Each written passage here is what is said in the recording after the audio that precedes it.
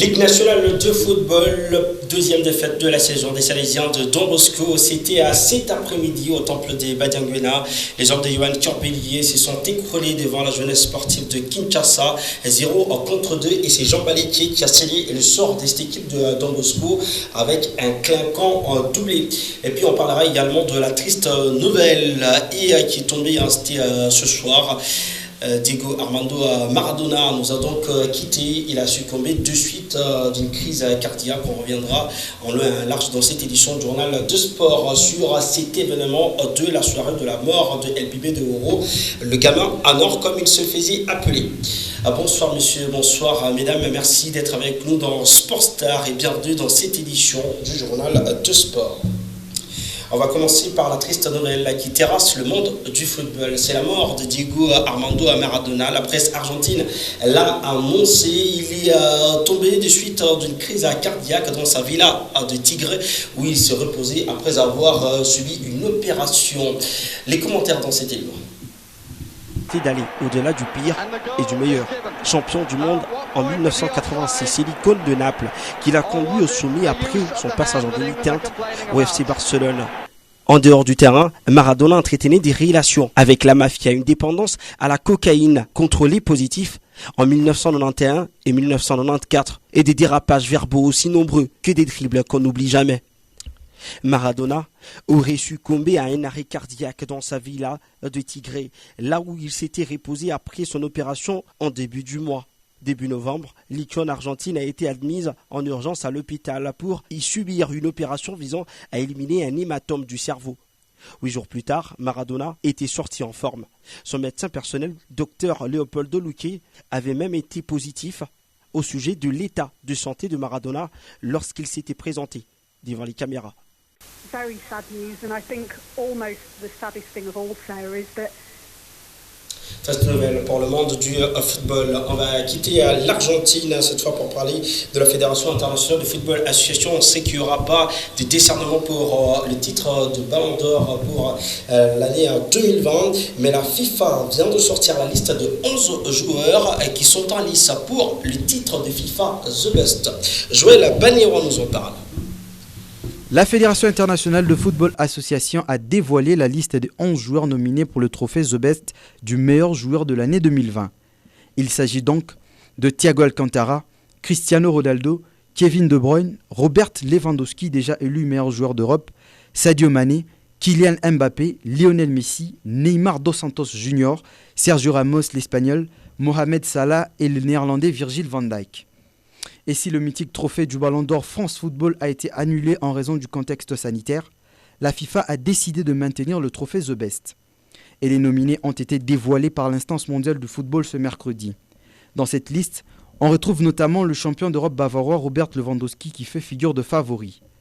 Grâce à ses grandes performances la saison dernière, il a même fini la C1 avec un total de 15 buts au compteur. Et on retrouve aussi les Parisiens Neymar Jr. et Kylian Mbappé. Les deux footballeurs du Paris Saint-Germain ont finalement réussi à hisser le club de la capitale française en finale de la C1, malgré l'échec qui est survenu en finale.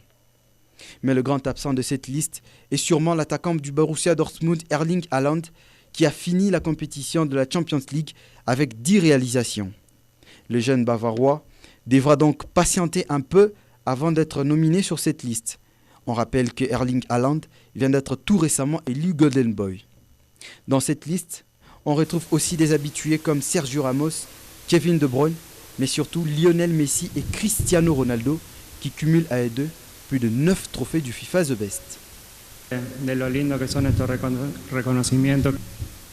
On passe à la Ligue des champions européenne, 4e journée de la phase de groupe. On va voir ça en illustration. La victoire du Paris à Saint-Germain, c'était devant l'équipe de Leipzig. Les Parisiens se sont donc relancés. On va voir ça en illustration. Un but à 0. Une belle victoire pour cette équipe du Paris à Saint-Germain qui se relance dans son groupe et qui devrait donc gagner pour espérer se qualifier par la suite pour les 8e des finales de cette Ligue des champions. Sur ces images, on va vous donner les autres résultats de la soirée soirée. Krasnodar Séville 1-2 pour les Sévillans. Rennes était en face de Chelsea. Les Blues sont allés à prendre une belle victoire sur le terrain de Rennes 2-1. Le FC Bruges était sur le terrain de Borussia Dortmund au BVB Stadium. Victoire de Dortmund 3-0. Dynamo Kiev Barcelone 0-4 pour les Catalans. La Juventus de Turin a disposé de Fenerbahçe 2-1. Manchester United a affronté l'équipe de Başakşehir sur les Mancuniens se sont imposés sur la note de 4-1. Et là, c'est l'unique réalisation du match à PSG à Leipzig. Et la réalisation a été signée par le Brésilien Neymar. Pour ce mercredi, le Borussia Mönchengladbach va jouer contre Shakhtar Donetsk. L'Olympiakos en face de Manchester City. Liverpool va jouer l'équipe de l'Atalanta Bergame. Et puis le Real Madrid se déplace en Italie pour affronter l'Inter Milan qui n'a toujours pas gagné de match dans cette phase de groupe en espérant remporter ce choc face au Real Madrid. On quitte une compétition des clubs pour une autre, celle qui concerne donc l'Afrique, la Coupe de la Confédération avec la formation du Maniema Union qui rentrera à Nice. Ça sera le dimanche prochain et déjà aujourd'hui il y a des matchs qui sont prévus pour les barrages, les préliminaires, voulais-je dire, de la Coupe de la Confédération qui reprend donc ses droits à partir de ce mercredi 25 novembre. Et à Kindu, la coordination des supporters de cette équipe de Maniema Union a tenu une réunion de prise de contact pour arrêter les stratégies par rapport à la rencontre qui attend cette formation de Maniema Union. Plus de détails dans cet élément de Michel Bay.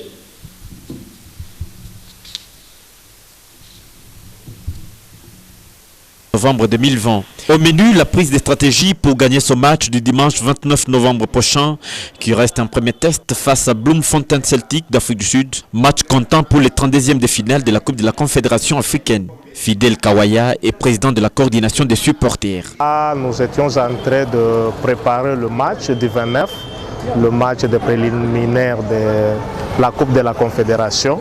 Et nous étions en train de prendre des stratégies, comment nous allons remporter ces matchs localement ici. L'objectif pour cette année, c'est de jouer d'abord la phase des poules. Et lorsque nous allons arriver à la phase des poules, l'appétit vient en mangeant. Même la finale, nous allons la jouer. Mais l'objectif pour cette saison d'abord, c'est la phase des poules de la Coupe de la Confédération. Nous allons jouer le match le dimanche dans un contexte qui est tellement particulier, celui des confinements, mais nous appelons seulement tout le monde à être derrière l'équipe. Ceux-là qui sont à Kindu, ceux-là qui sont en dehors de Kindu, il faut qu'ils soient derrière leur équipe.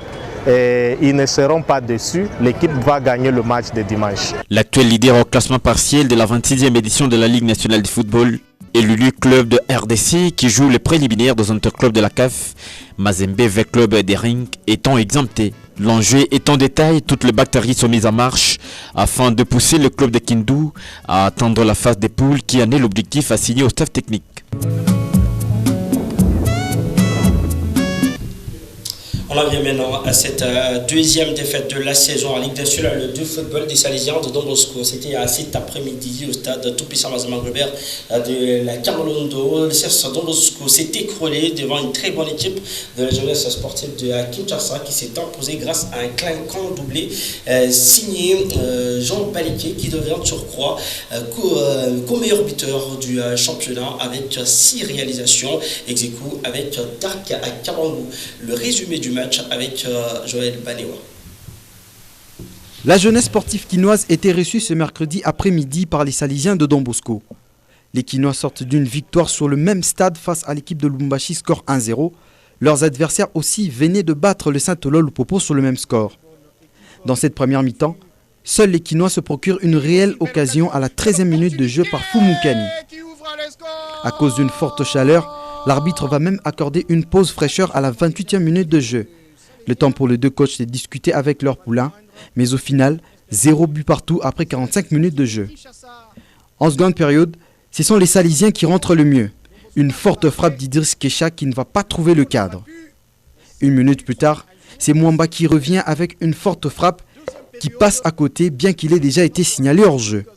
Après cela, débute le festival Jean Baliquet. À la 13e minute de la seconde période, il s'est défait de son adversaire direct et va ouvrir le score. Les Quinois vont continuer de pousser et à la 32e minute, Jean Baléké nous offre un but sensationnel. Ah oui, amis sportifs. L'entraîneur de la JSK laisse éclater sa joie et réalise au passage une deuxième victoire consécutive et compte désormais 13 points au classement général. On va à présent écouter le club des Salésiens de Don Bosco, Yohan Curbillier, qui revient sur cette deuxième défaite de la saison des Salésiens de Don Bosco, qui n'y était du tout pas cet après-midi au temple des Badianguena. On a été mieux sur notre entrée du vestiaire en deuxième mi-temps. On a eu 15 bonnes minutes avec 2-3 situations chaudes et effectivement un raté. Mais sur l'ensemble du match, on a produit un match très moyen, pour pas dire plus. Je ne vais pas accabler mes joueurs. Et on n'a que ce qu'on mérite sur le contenu du match. Déjà, il faut féliciter nos adversaires. Ils nous ont effectivement empêchés de développer notre jeu. Et ensuite, le linge sale se lave en famille. À nous maintenant de retourner à nos études, de bien analyser ce qui s'est passé dans ce match-là. Car effectivement, on n'a pas été bon dans plusieurs secteurs du jeu. Et le score finalement reflète plus ou moins la physionomie du match. Donc c'est à nous maintenant de corriger les erreurs qui ont été les nôtres. Évidemment, on doit tous faire notre autocritique. À partir du moment où il y a une défaite 2-0, surtout avec un contenu qui, à mon sens, même si on parle à chaud, il faudra voir un petit peu avec la tête reposée, un contenu qui n'est pas bon, évidemment que tout le monde doit faire son autocritique. En tant que titulaire, ça commence par moi-même, et ensuite le staff et les joueurs. Donc ensuite, c'est du sport, c'est à l'image de la vie, il y a des hauts, il y a des bas, on n'est pas toujours aussi performant. À nous de bien tirer la sonnette d'alarme auprès de nos joueurs pour comprendre ce qui n'a pas fonctionné.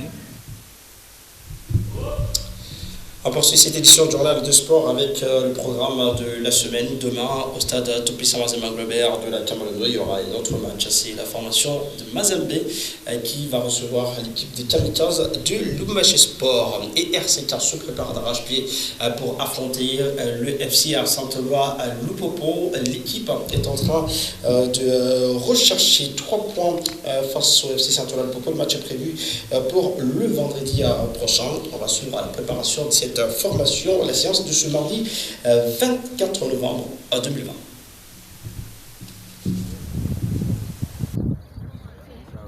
« 48 heures avant sa rencontre face au Football Club Saint-Éloi Lupopo, stade des Martyrs de la Pentecôte, le Racing Club de Kinshasa s'entraîne d'arrache-pied pour empocher une victoire, synonyme de 3 points, question de mieux se repositionner au classement provisoire. L'infirmerie étant vidée de ses locataires, le coach Raoul Moutoufila est en face d'un embarras des choix pour aligner une équipe de taille vendredi 27 novembre face aux Cheminots d'Outre-Tinel. Les joueurs étaient peu épuisés et on leur a donné 2 jours de repos, le jeudi et le vendredi. C'est pourquoi on a repris aujourd'hui. Il y a des entraînements, toujours la remise en forme des athlètes.